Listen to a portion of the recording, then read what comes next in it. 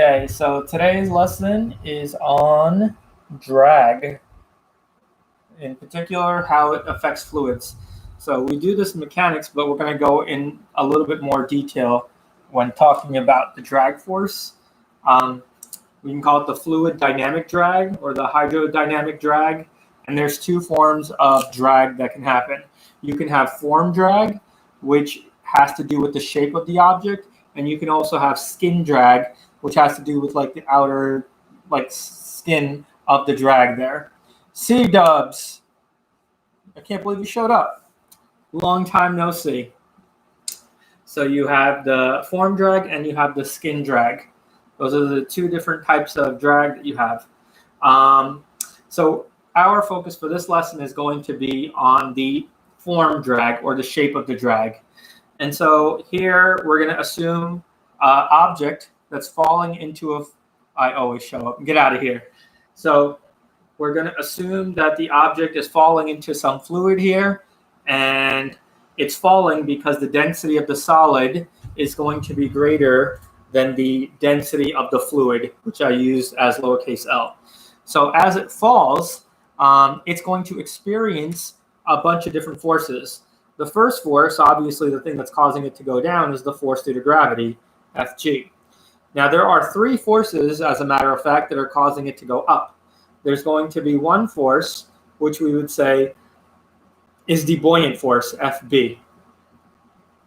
We have another force that we talked about last week, which was the force due to the coefficient of viscosity, or the force due to viscosity, which we'll use mu as our letter, because it has to do with the coefficient of viscosity. And now we have this new term that I'm going to add to it, which is the force due to drag. So there are three forces that are acting to it. And again, in mechanics, we talk about this a little bit. We're going to go into a little bit more detail and how the shape and everything matters of the object. So there are three forces that are causing it to go up. There's one force that's going down. And the other thing that I should mention is that this force and this force will always be opposite the motion of the object. So the viscosity, the force due to the viscosity coefficient, and the force due to the drag coefficient are always going to be opposite the direction of this object's motion. So if this object is moving down, then this thing is going to go up. If this object was moving up, then these two forces would be pointing down. Okay? So what are the equations for each one of these forces? Well, the buoyant force is given to us by the density of the liquid, or the density of the fluid, multiplied by the volume that's this thing is taking up, the amount of volume that this object is taking up, multiplied by gravity. That's the buoyant force. The next force is the force due to the viscosity, and we talked about that last week. The force due to viscosity is equal to 6 pi times the coefficient of viscosity multiplied by r times v. So the radius of this thing times the velocity which it's moving with. Our next one is the drag force. The drag force is given to us by this new equation that we're going to have, which is 1/2 multiplied by the coefficient of drag multiplied by the density of the liquid or the fluid multiplied by the cross-sectional area of the object, or the surface area of the object, the cross-section that's hitting it, multiplied by what is it? Is there anything else? Multiplied by v squared, velocity squared. Now, is that velocity squared or is that velocity to the power 1? That kind of is iffy. We're going to do velocity squared. So we're looking at quadratic drag here. So this used to be a constant, which we'd call k times v squared, or k times v. Now we're just going to actually write down what those constants are inside of k. So it's going to depend on this constant, and this constant right here. Okay? And this is dependent on the shape of the object. So if you're looking at a cone, if you're looking at a sphere, if you're looking at whatever. Anything else that I want to say? So AC, if you've got a sphere, let's say you've got this round sphere, right? and it's pushing through here, what we're looking at is the amount that's actually pushing through there. So we would be looking at this disk area that's pushing down on it. That would be the area of this object, this sphere object. If you had a cone, let's say, and it was pointing down, here's my cone. Then again, the maximum surface area that's pushing through going down would be this shape right here, this part right here. This part, not so much. And that is the area that we're referring to here. Okay, so the last one is the force due to gravity, and that one is just m times g. And those are our equations for all the forces now. We're adding up everything together. These are all the forces when you drop an object. It could be a ball going in air. It could be a ball going through water, whatever. These are our equations that we have to add together. Now, what are some of the shapes that we are interested in? If you're going to become an engineer, you're going to need to know these kinds of shapes. So the first one is a sphere. And for the sphere, S-P-H-E-R-E, for the sphere, the coefficient of drag is given by 0.47 without any units. Then you have a hemisphere, so half of a sphere. And what would a hemisphere look like? Let's say a hemisphere looks something like that. That's a terrible hemisphere. How about like this? There we go. So half a sphere, and its velocity is going in this direction here. So half a sphere, what is the coefficient of drag going to be for that? It's going to be 0.42. What else are some interesting shapes? The cone. So cone was given by 0.5. So that's got a little bit more drag to it. A cube. So if your object is in the shape of a cube, what's the coefficient of drag? That's actually going to be very high, 1.05. This is why cars aren't shaped like cubes. Hey, Dip. They're shaped more of a round shape. The smaller this is, the less drag resistance you're going to have. You could also have a diamond-shaped cube, so a cube that's been oriented this way. So this is a cube moving like that, but we could have a cube that's moving something in a diamond shape. So this would be an angled cube.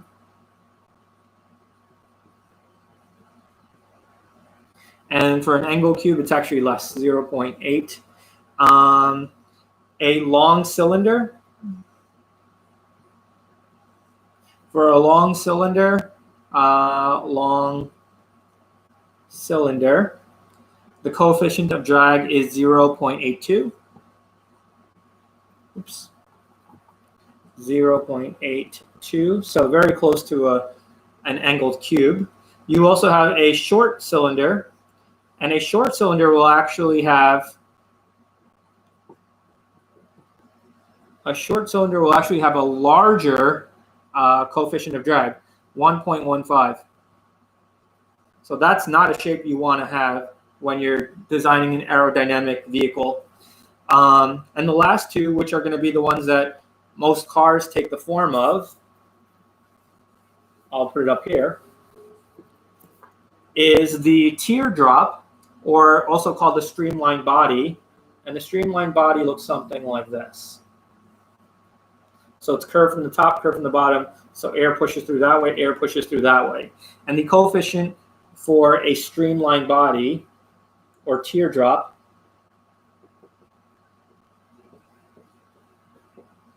is 0.04. So it's very small compared to all these other ones right here. And then you also have the half streamline. So something like a car. A car would have this kind of shape right here. You could do a little bit better. There we go. This would be kind of like a wing of a plane too. So this is half streamlined. And that has 0.09.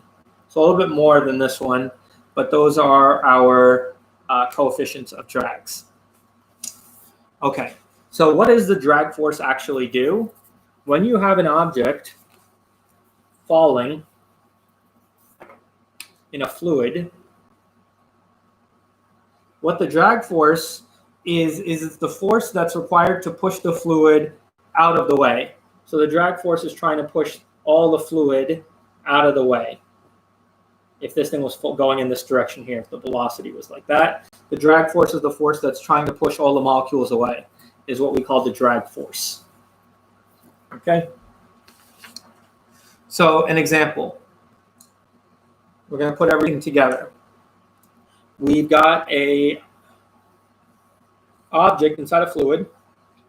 It's got three forces acting on it. We've got the buoyant force. We've got the force due to viscosity, and we've got the force due to drag. And going down, we have the force due to gravity. And this is going to be a sphere, so a small sphere. And we'll compare it to what a large sphere would do.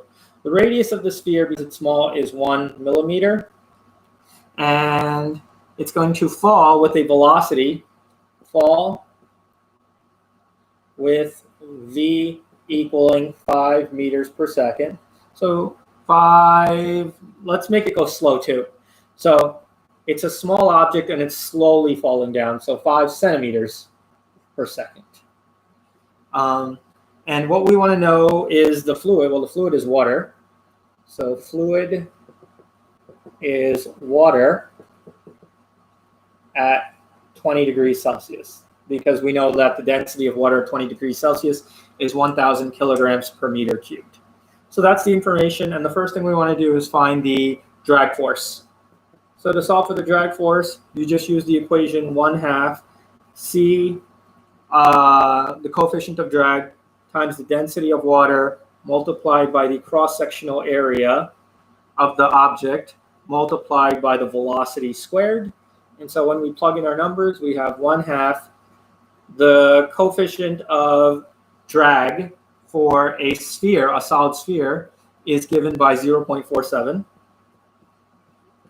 The density of water is 1,000 kilograms per meter cubed.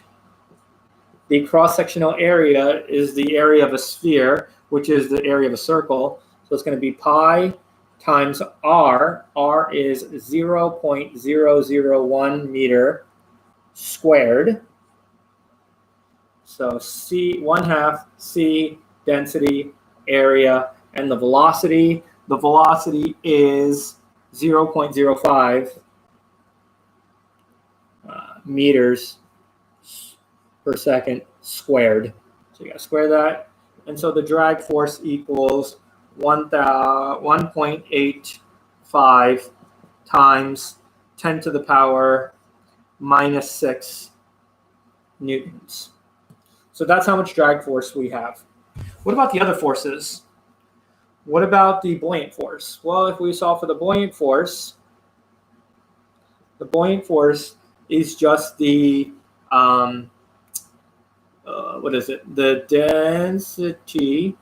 the density of the liquid multiplied by the volume that's displaced multiplied by gravity. So that's going to be 1,000 kilograms per meter cubed multiplied by the volume of a sphere, because that's how much is being displaced. So that's 4/3 pi 0.001 meter cubed times gravity, 9.8 meters per second squared. And we will get that the force due to buoyancy is equal to 4.1 times 10 to the power minus 5 newtons. Okay, so first thing we can see already is the buoyant force is actually greater than the drag force. What about the last force, which is the force due to the viscosity of the fluid? So if I were to write down the force due to the viscosity of the fluid, that's equal to 6 pi multiplied by mu RV. Mu times R times V. And it would be 6 pi times mu. Mu is equal to This is water. Water has the coefficient of friction mu equaling 1.002. So that's the coefficient of viscosity. So this times this times this times 0.001 times 0.05. When you multiply them together, you get 9.4 times 10 to the power, Akane just woke up, 9.4 times 10 to the power minus 4 newtons. Okay, so Akane, to speed you up on what we're doing, we're looking at the drag force really quickly.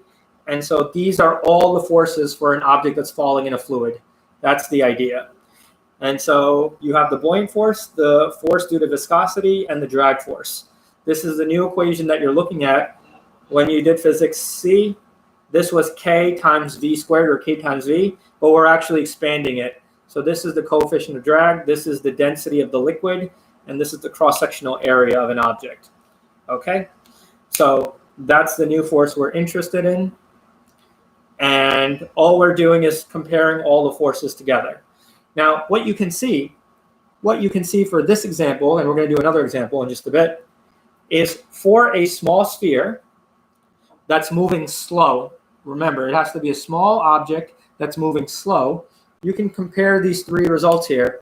For a small object that's moving slow, we would say that the force due to drag is less than the force due to the buoyancy, which is less than the force due to the coefficient of viscosity.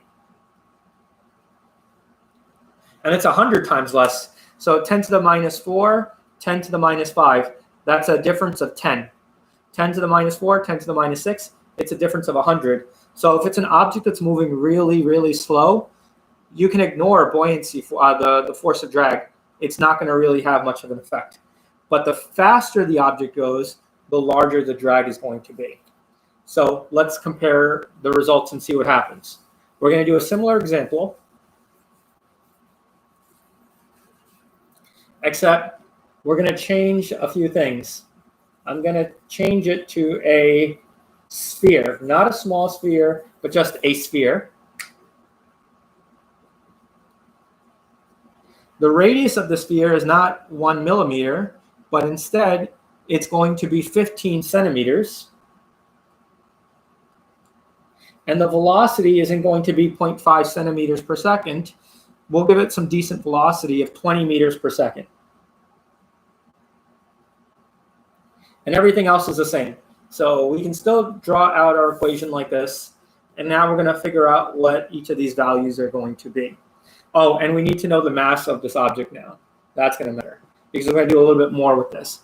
So the mass of the solid object is 113 kilograms. Okay, so that should be everything that I wanted to say about that. So what is the buoyant force? The buoyant force is just the density of the liquid multiplied by the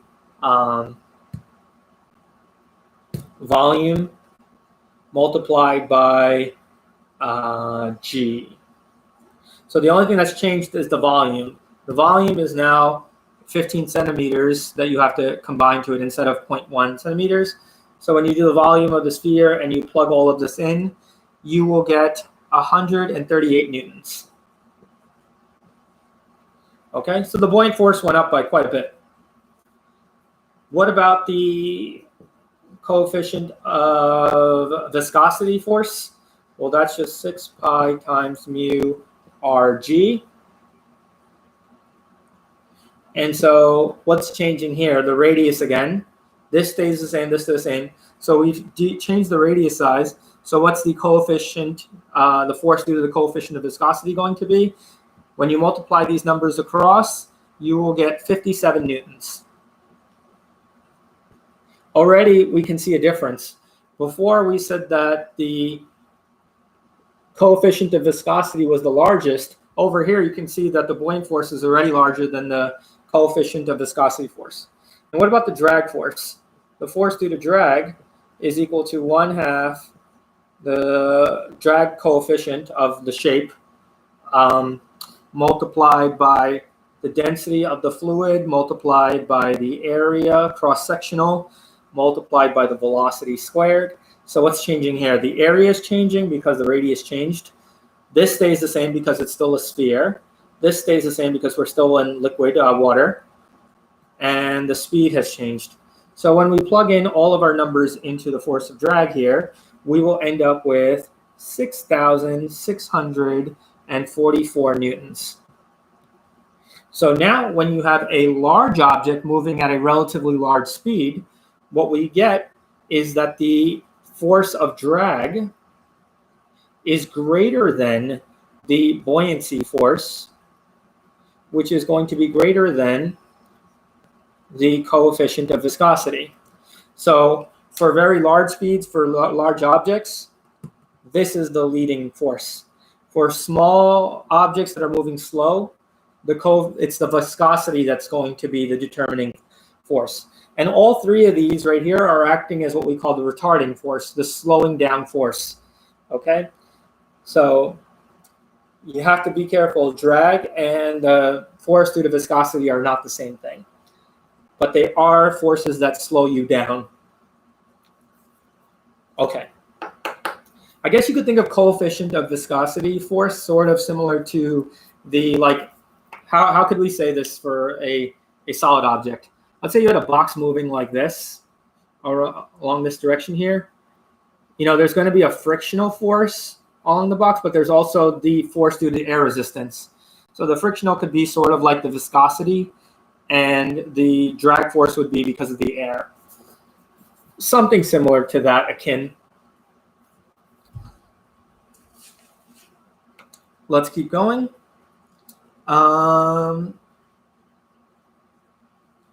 Okay, so we have these values right here, and I'm going to stick to this problem so far, the one we have right now. And what I want to know is, what about the acceleration? What do you think the acceleration would be when the velocity is 20 meters per second, and these are the values that I've been given? So this object is still falling. Maybe, we don't know. But I'm going to keep this because I'm still using this, and I want to know what the acceleration is when the velocity is 20 meters per second. So I'm going to erase this.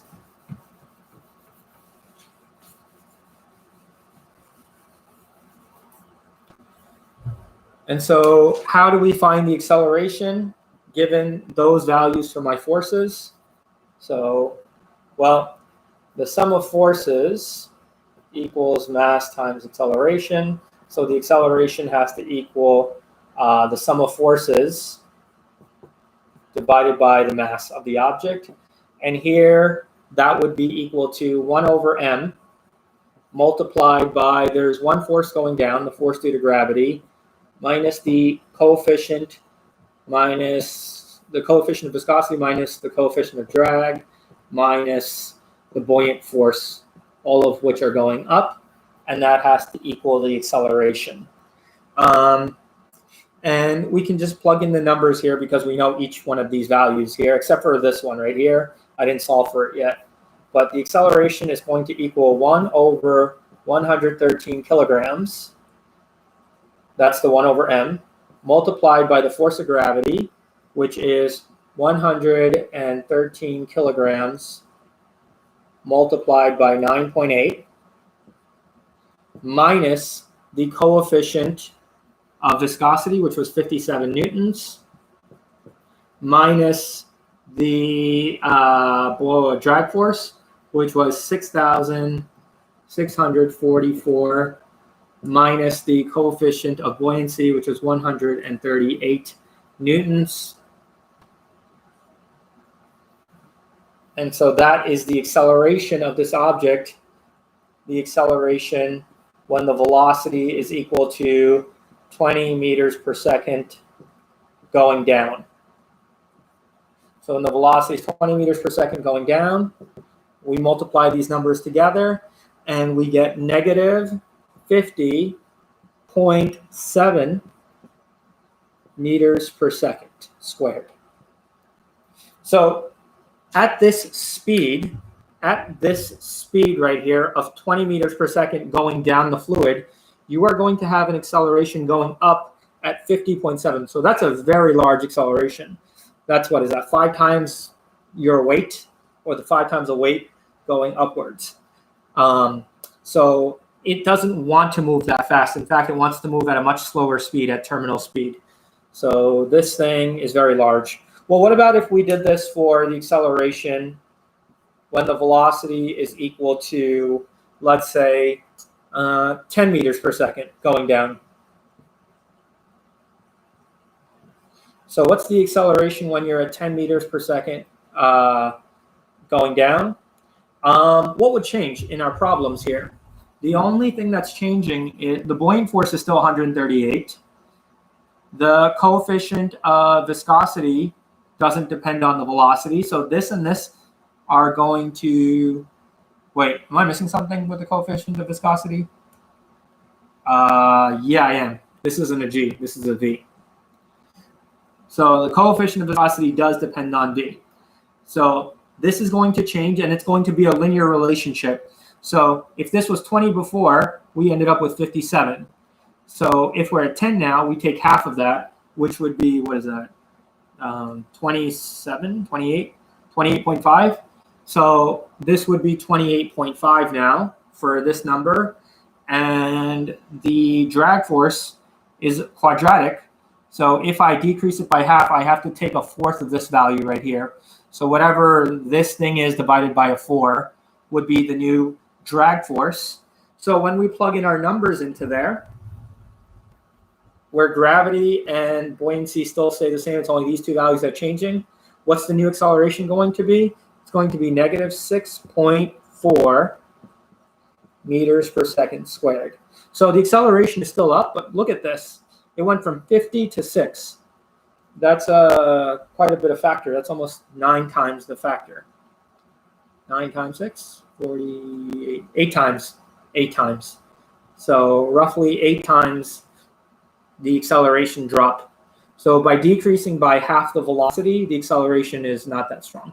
So the stronger the velocity is, the harder the acceleration is going to be. It's sort of like a spring. The further you pull on it, right, the stronger that force is going to be, except you're not pulling on anything here. What about, let's just do one more. What about the acceleration when the velocity is equal to 5 meters per second going down?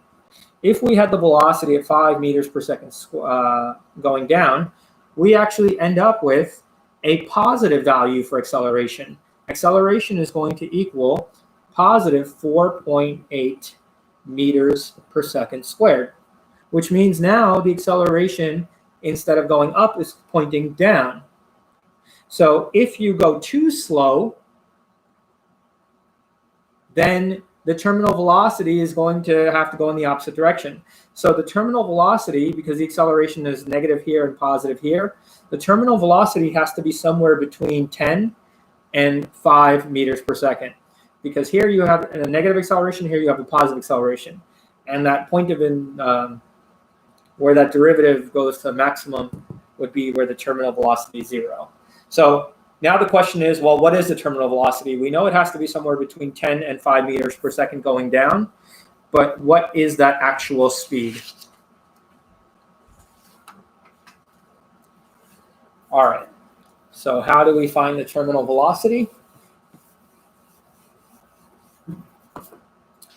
Well, terminal velocity, you have to say that the sum of forces have to equal 0, and therefore the acceleration has to equal 0, the net acceleration.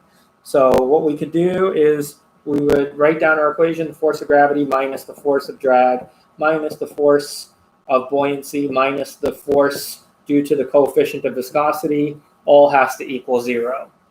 So from there, we can write down our, like each one of these, it'll be mg minus the coefficient of viscosity, which is 1/2 coefficient of drag times the density of the fluid times the cross-sectional area times the terminal velocity And I'm using terminal velocity because we set acceleration equal to 0. Minus the buoyant force. The buoyant force is the density of the liquid times the, what is the drag force? The volume that's displaced times gravity minus this, which is 6 pi mu r times v terminal. And that equals 0. Okay, so from here, you were trying to solve for, oh, this is squared. You're trying to solve for v terminal. You should notice that this is a quadratic equation. You have this term, which is with the v squared. You have this term, which is vt. And then you have this and this, which will be c. Okay, so if we call this a, b, and these two together give me c. And that's your quadratic equation. So what's a? A is equal to 1/2 CD, density of the liquid, cross-sectional area. B is equal to 6 pi mu times r. And C is going to equal mg minus rho L, the volume of the liquid, times G. So those are our values. And let's just put some numbers in there for them. If you calculate this out, the A value is going to equal 16.6. The B value is going to equal 2.85. And the C value is going to equal 969. So those are our values there. And now we can set up a quadratic equation with those numbers here. And let's just put it in. You get 16.6 V terminal squared. It's negative, but we'll just multiply everything by a negative sign here to make it positive. So this is going to become positive. This is going to become positive. So that's plus 2.85 V terminal minus, because it's going to be this minus this thing together, and that's going to give you a negative answer. So this is going to be minus that value. So minus 969.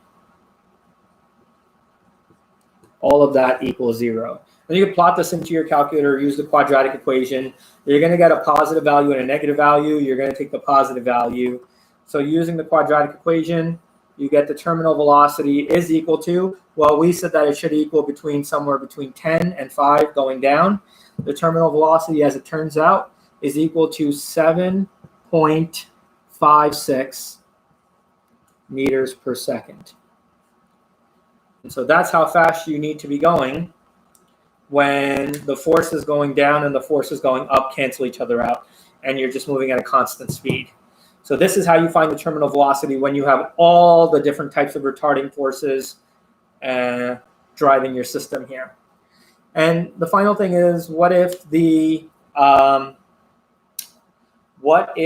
velocity we're looking for is a velocity as a function of time and not the terminal velocity? So how do we find this equation out? Well, we can still write down our quadratic equation, which would be a v squared plus b v minus c. So that was the quadratic equation. But instead of equaling 0, we're going to set it equal to m dv over dt.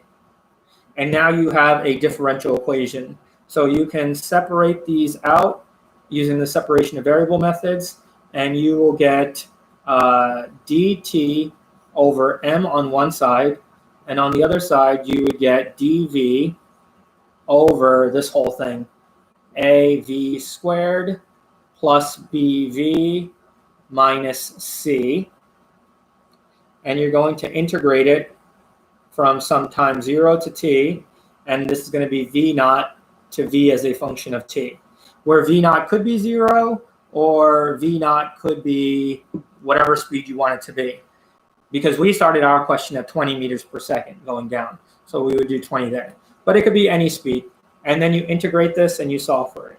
This is a little bit more of a challenging integral that you can do using, I guess, what kind of technique would you use? I guess you would use the partial fraction decomposition to do this integral. But that's how you would solve that. Okay, so that's it for the lesson of today. Wednesday, I have to give a test of the class, so there's no lesson on Wednesday. Friday will be the next lesson. We're done with fluids. We'll do a little bit of hydrodynamics, hydrostatics, or static fluids instead of dynamic fluids on Friday, and then we'll see what happens after that. Okay, that's it. I'll see you next time. Adios.